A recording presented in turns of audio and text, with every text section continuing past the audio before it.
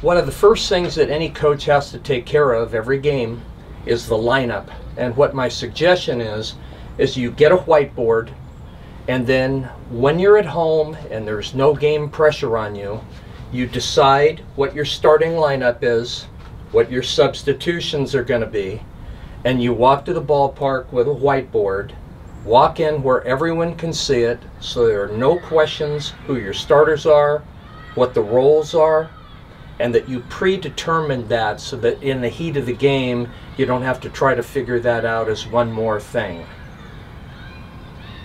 One difference, it depends on how old your players are, the type of thinking you put into your lineup.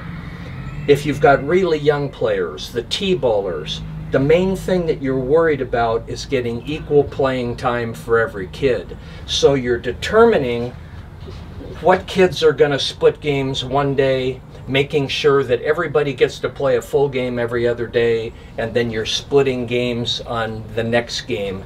And you're getting a nice player rotation going, because priority number one with the youngest of players is getting kids kind of equal playing time, not worrying about winning at all, worrying about participation.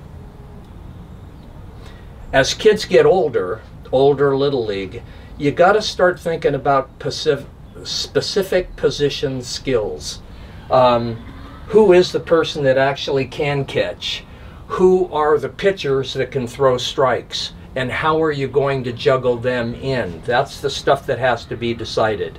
Your best playing catch guys, besides the catcher, need to be at shortstop and second base and in center field.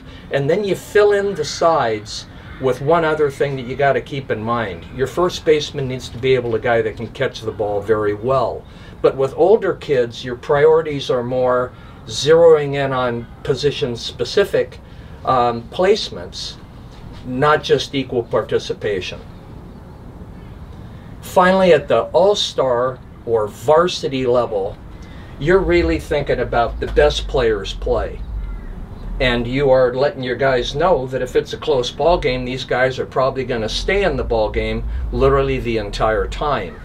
Now you're looking at your bench guys and you're saying, how can they help us win a competitive game?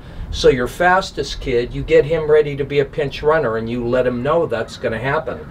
Your best defensive substitute here, if late in the game with a lead, you want to put him in to shore up your defense, you do so.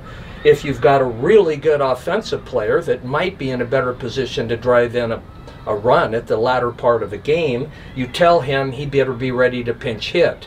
But you want always your players ready to know what their role is that day and how they have to be ready to help a team win.